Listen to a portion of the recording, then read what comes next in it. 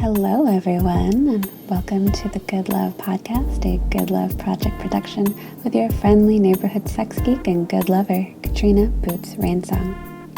Here at the GLP, we strive for informed, enthusiastic consent, so this is your content warning. The Good Love Podcast is a sex and relationship education podcast directed to adult listeners. We offer playful, powerful, and positive education on sexuality, pleasure, kink, sexual health and wellness, and a slew of other grown and sexy topics. If you find any of these topics objectionable, you're welcome to skip an episode or even the whole show.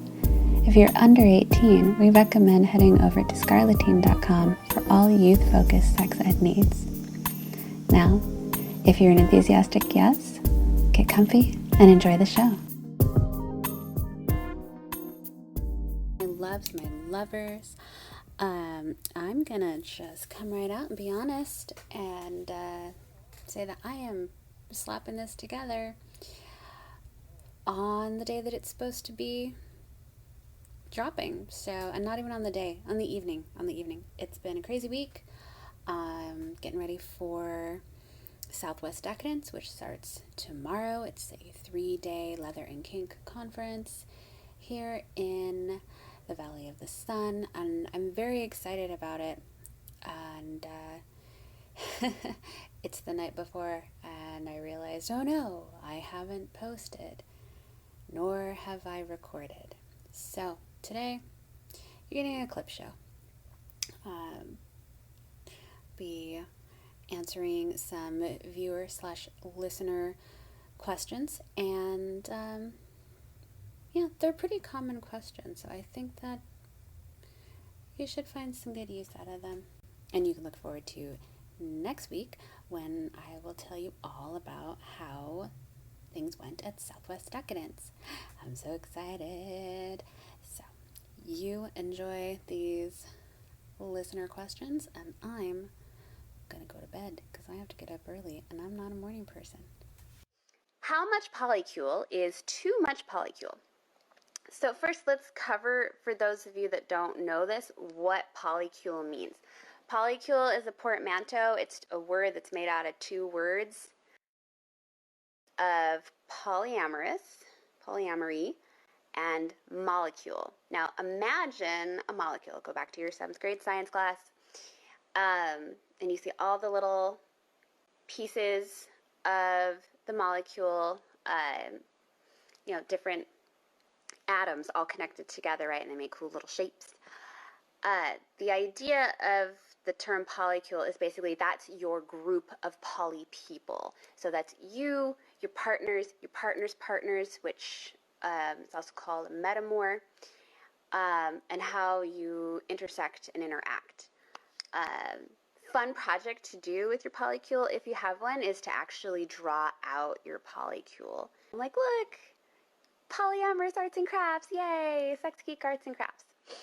So how much polycule is too much polycule?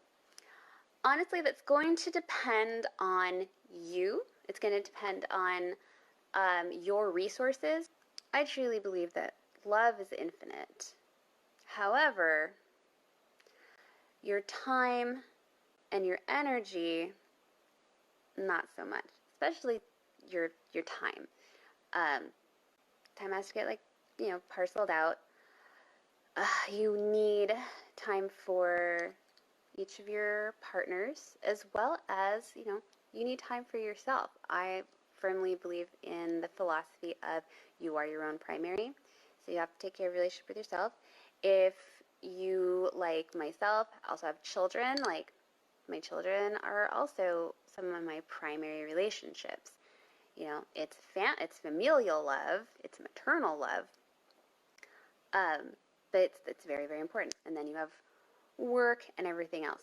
So how much polycule is too much polycule is going to depend on your resources. How much time do you have to spread out? What kind of time do you need to feel like you're having a quality connection with someone, depending on the type of connection that you want? What do your partners need? Like if you have, say, 2 partners that are very much like quality time is their love language, they need like a good several hours with you to feel fulfilled, maybe fulfilled, that was said weird, maybe once or twice a week. But then maybe you have a few other partners that are totally like, I'm super busy and like, I just want to catch a movie with you and bang once a month and I'm good, you know? So there's that. I've seen this question posed in poly groups, like Facebook chat groups a lot, and a commonly thrown out number for like how many serious relationships can you balance. A commonly thrown out number is 3. Obviously it's completely arbitrary, but that seems to be like a pretty common number for most people as far as their limit of how much they can put themselves out there. Also, how much time how much are they taking on between each other? Are your metamors also dating each other and fulfilling each other that way, or are they all separate? Do they have other partners, whether it's within your polycule or without, that they're also getting taken care of? So, is there such a thing as too much polycule? Kind of. We have the term polysaturated, which is like when you hit that point of just like, whew. When you get to the point where you're feeling like you no longer have time for yourself, or you're starting to notice that you have a regular nagging feeling of guilt or discomfort because you feel like you're constantly neglecting someone, I'm not going to say that means that you have too much polycule, but you might be polysaturated, and you might need to take a step back and kind of look over your priorities. And that doesn't necessarily mean you have to give someone up, but you may need to take a closer look at how you are running things. Next question. Let's see. I've never owned a vibrator, and I've been thinking about getting one, but I'm worried about desensitization. Will a sex toy ruin me for real sex? Okay, so that's a common myth. I'm going to say first off, sex with a toy is real sex because you're a real person and you're having sex with yourself. Masturbation is real sex. It is valid. It's solo sex. It's self-love. You're making love to yourself. So, but will it ruin you for partnered sex? No. Can your body get used to specific things? Yeah. If you're having, let's say, like PIV, that's penis and vagina intercourse, are you going to come as quickly as you will with a vibrator? Potentially not. Most vulva and vagina owners do not. The statistic runs usually like 80 to 85%. Most of them do not orgasm just from penetration alone anyway. So do not feel bad if you are a part of that large number. I'm very pro vibrator. When I finally got my Hitachi Magic Wand, I actually found that I became, because my orgasmic ability went down a little bit after having a baby, I actually like rebuilt my orgasmic ability by using my wand. Now, if I'm just feeling like I just want to get off real quick, you know, I'm stressed, or honestly, like, that's how I medicate myself for my migraines, I can go in my room and like vibe off with my wand and have an orgasm in about 2 minutes. Am I going to have the same thing when I'm having partnered sex? No. Does that mean that partnered sex isn't as good? Also, no. You want to look at sex from a qualitative point rather than from a quantitative point. It's not about how many orgasms you have or how quick you have them, but rather, are you feeling something? Are you connected? Are you having pleasure? Do you feel affirmed? You know, do you feel satisfied? If you're feeling good about your answers to all of that with your partnered sex, doing great.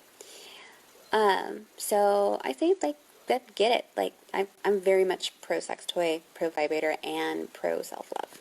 Given the different arousal rates of male and female, I'm going to assume that this person is specifically talking about cis males and cis females, given the rest of this question.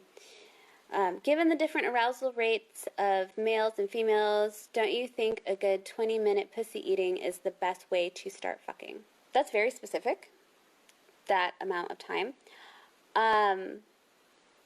Generally, people with, I'm going to change the languaging on this a little bit and say people with penises and people with vulvas, because not all penis owners identify as male or as masculine, and not all people with vulvas identify as female or as feminine. So let's cut the gender and just talk about the body parts, because that's what we're really talking about here. Arousal rates for penis and vulva owners is often different. Not always, but generally speaking. How much foreplay someone needs is going to be very dependent on the person, on, particularly with a vulva owner, it may be dependent on where they are in their menstrual cycle, whether they have naturally are more spontaneous or responsive in their desire, when's the last time they had sex, like, are they, feeling hungry and raring to go? Have they gone without for a while? Where are they emotionally that day? And I'm going to say that that's true the opposite way as well, as far as like how long do you need to give your penis owning partner head before you move on to PIV intercourse or fucking. I just want to jump in here real quick and correct myself. You do not have to give anyone head. What my intention was and what I should have said was how much foreplay someone with a penis may need or want. That's going to be really individual. So I think rather than watching your clock, which if you're watching your clock while you're like, unless you're like having a quickie and you're just like, okay, we got like 5 minutes or we're going to miss church. Unless you actually have a specific time frame that you have to finish things up in, try not to watch the clock too closely. Instead, listen to your partner. Listen to them verbally, listen to their body. Do not assume that just because a vulva is wet or a penis is hard that means that the person is ready, because genital non-concordance is the thing. Usually when we think of genital non-concordance, we think of impotency. You mentally are ready and feeling desirous, but your body is not responding. But it can go the other way as well, where your body will respond to sexual stimuli, but maybe mentally or emotionally, you're not quite ready to go there yet. So, pay attention to the body. In this case, if you are going down on your vulva-owning partner, pay attention to their breath rate. Are they breathing faster? Are they making noise? Not everybody makes noise. Are they getting the sex flush? Like, you might notice their skin getting a little reddened across the chest or across the cheek and the nose. And if your partner is darker skinned, you may not be able to rely on that sign. Are they experiencing myotonia, which basically means that their muscles are contracting, so they're writhing underneath you? What does their face look like? But also, check in. Check in. That's also a great way to keep consent communication going as well. You've been down for a little while. If you're not sure whether or not they've had an orgasm or if they're like fully ready and aroused, ask them, are you ready for me? Would you like more? Would you like my fingers? Would you like a toy? Give a couple options. Now, if they just grab you and are like, get in me now, then, So don't worry so much about how long things take. There's a great Marilyn Monroe line, it's not how long it takes, it's who's taking you. So, there you go. Thanks for joining me this week. I hope you enjoyed this clip show version of the Good Love podcast. You too can get your questions on love, sex, pleasure tech, sexual wellness, kink, and many other questions answered by writing to askagoodlover at goodloveproject.com, or you can send them to goodloveproject@gmail.com. And we will get you answered here on the podcast and on YouTube. And until next time, keep on good loving.